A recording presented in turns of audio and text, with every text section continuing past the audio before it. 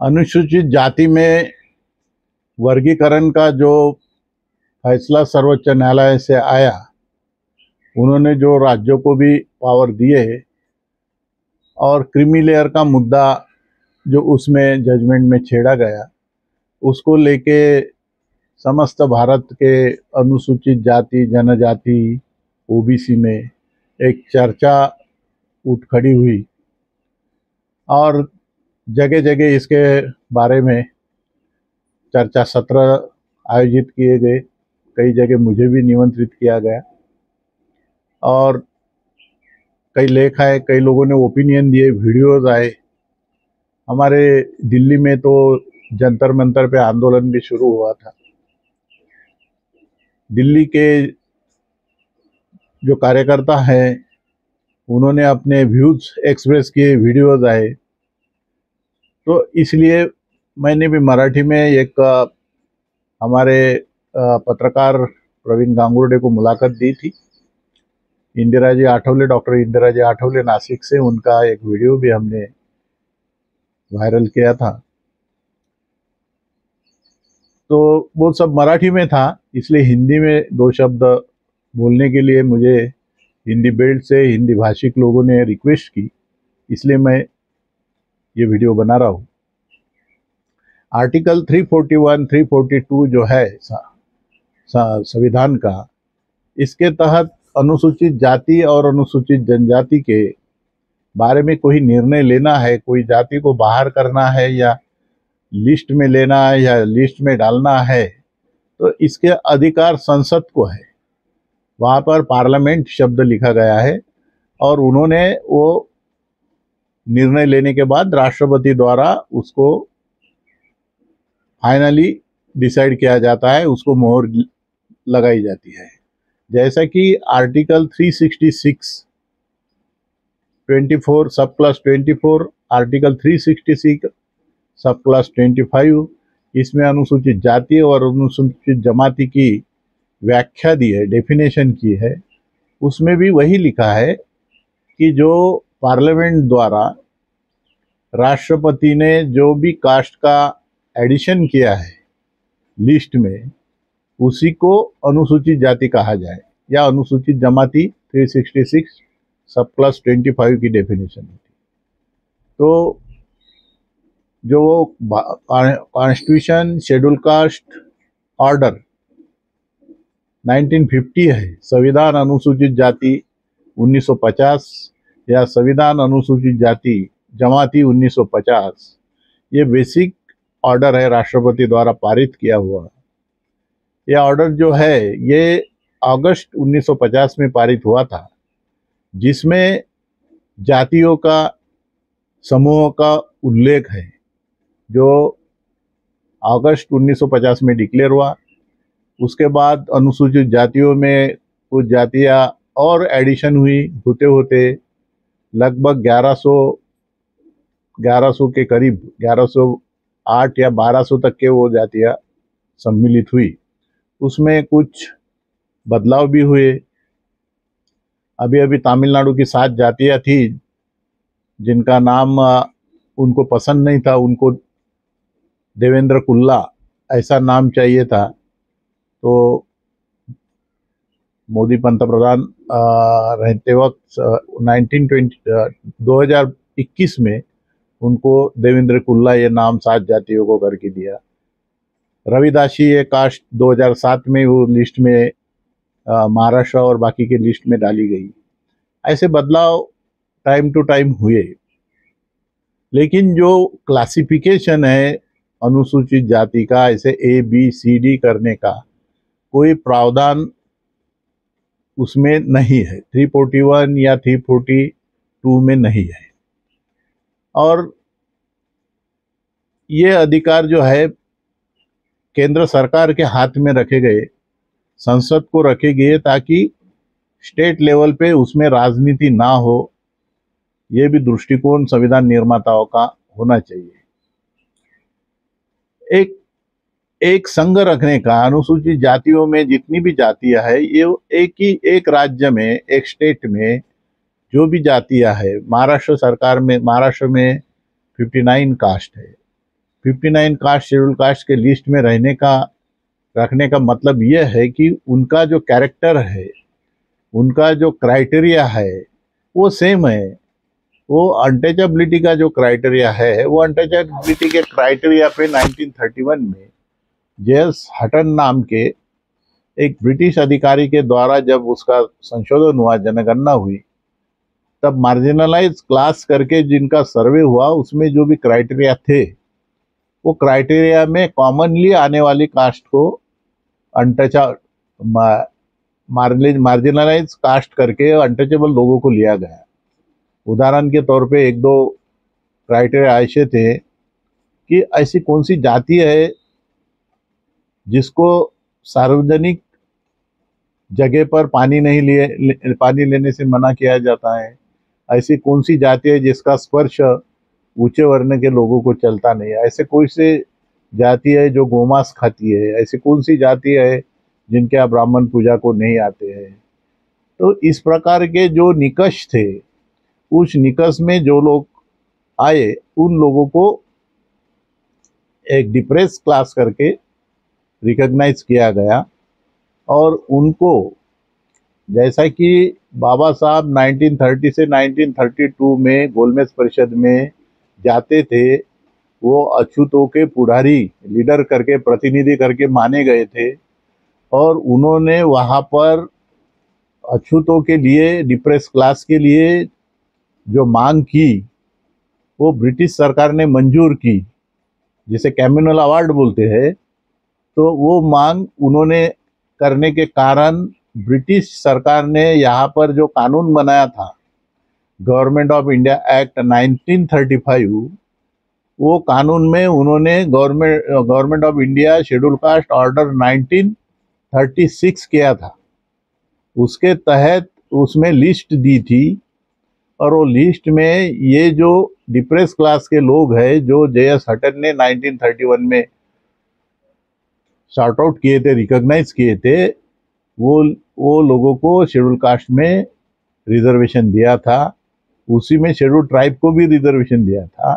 लेकिन government of India act 1935 जो है, वो 1937 से 1939 तक ही रहा, और एनएन उसका जो रिजर्वेशन का प्रावधान है 1939 के बाद रहा नहीं। तो ये जो है शेड्यूल कास्ट करके जो ग्रुप है, वो एक संघ ग्रुप था और है। जब संविधान बन रहा था तब इसे मुस्लिम, पारसी, सिख, मुस्लिम, सिख, पारसी, इन लोगों को, और शेड्यूल कास्ट, शेड्यूल ट्राइब, सभी लोगों को अल्पसंख्यक कहा जाता था। लेकिन जब उस संविधान सभा में एक अल्पसंख्यक समिति थी, वल्लभ भाई पटेल उसके चेयरमैन थे, बाबा साहब उसमें सदस्य थे। तो बाबा साहब ने कहा कि बाकी अल्पसंख्यकों से हमारी जो स्थिति है, जो मार्जिनलाइज क्लास है और शेड्यूल ट्राइब्स है, इनकी स्थिति बहुत ज़्यादा खराब है, हमें विशेष सहूलत की ज़रूरत है। ये बात सुनकर उस समिति में ऐसा निर्णय हुआ कि बाकी के जो अल्पसंख्यक थे, मुस्लिम और क्रिश्चियन, जो पहले से ब्रिटिश जमाने से जिनको रिजर्वेशन था,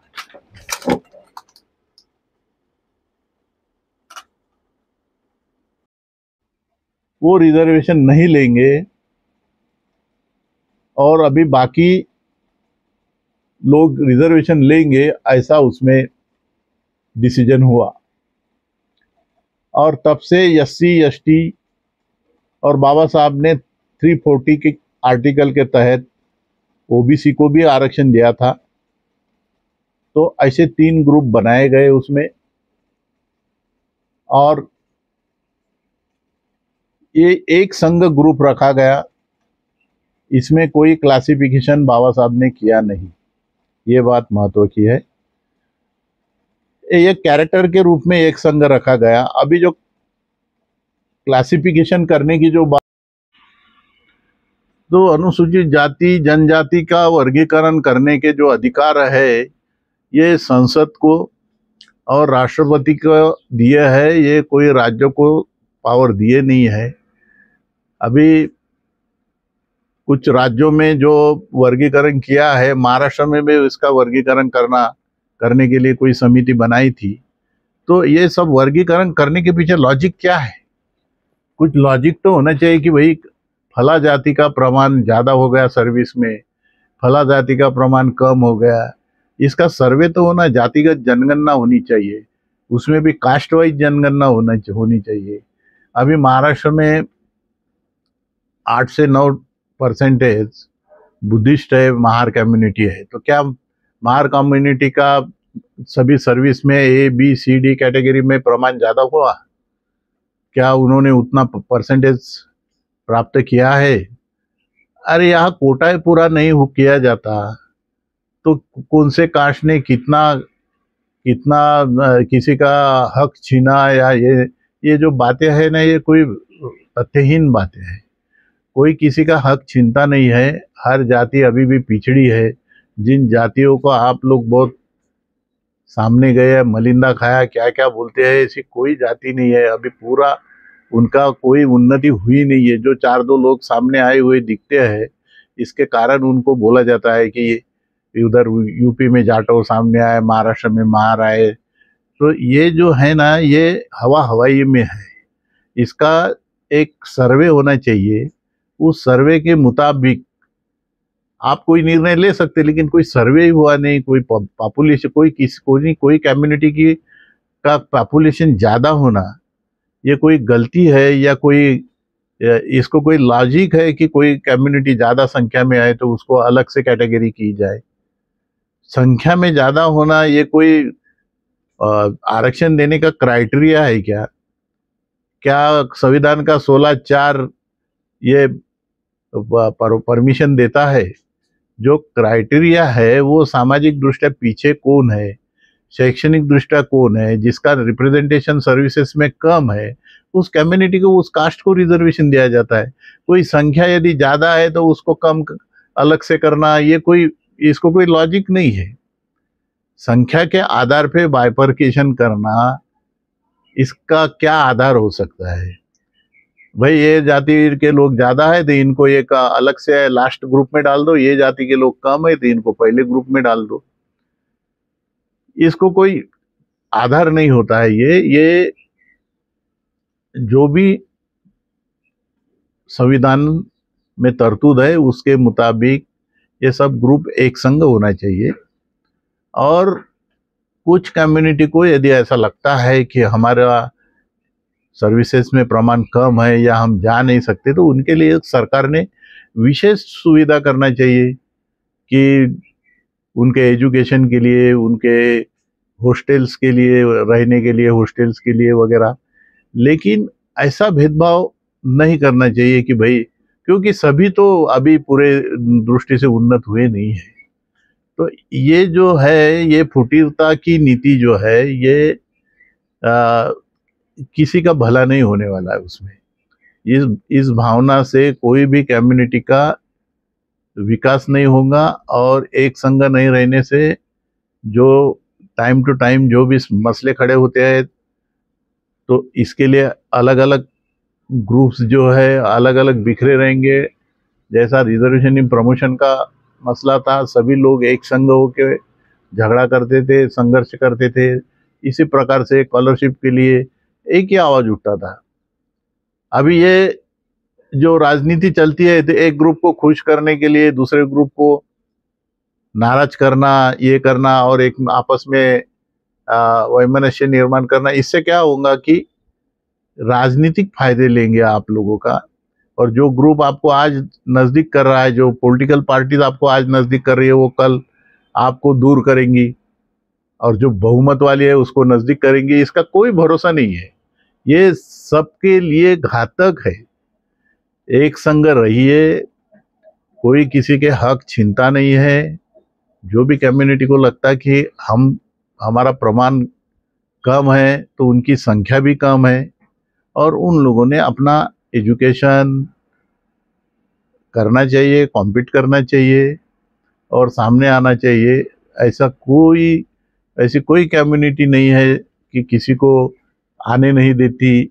ऐसा ये गैर समझ फैलाया जाता है। पूर्वाश्रमी के सब लोग अछूत है, इससे भी और पीछे गए तो सब लोग नागवंशी है, और सब लोगों ने मिलजुल के रहना बहुत ज़रूरी है। और ये क्लासिफिकेशन के पीछे भारत की कोई कम्युनिटी ना पड़े, मैं ऐसा सबको आह्वान भी करूंगा, रिक्वेस्ट भी करूंगा, क्योंकि इसमें भला नहीं होगा। बाबा साहब ने जो भी मूवमेंट चलाई, जो भी रिजर्वेशन दिया है, वो बाबा साहब आम्बेडकर ने दिया है, ये आप ख्याल में रखिए। बाबा साहब ने ये आरक्षण देते वक्त कोई किसी प्रकार का भेदभाव नहीं किया था, सबके लिए मांग की थी। आप साइमन कमीशन का उनका निवेदन पढ़िए, आप गोलमेज परिषद का पढ़िए, या कॉन्स्टिट्यूशन असेंबली का पढ़िए। उन्होंने सामूहिक शब्द वापर यूज किया, schedule caste, schedule tribe, depress class, marginalise class, ऐसा कोई इसमें अलग अलग जाति का उल्लेख नहीं किया। तो उस महापुरुष को याद करो, उस महापुरुष की भावनाओं को समझो, और उन लोगों को जो महापुरुष होते हैं बाबा साहब जैसे, उन लोगों को भवितव्य समझता है, भाकित बोलते हैं इसमें। ये भवितव्य जिनको समझता है वो लोग अपने भवितव्य के मुताबिक शब्द प्रयोग करते हैं और योजनाएं आते हैं। इसमें ऐसा कोई करना रहता तो वो पहले बता चुके रहते। तो ये दो बातें बोलकर मैं अपना ये वीडियो खत्म करता हूँ।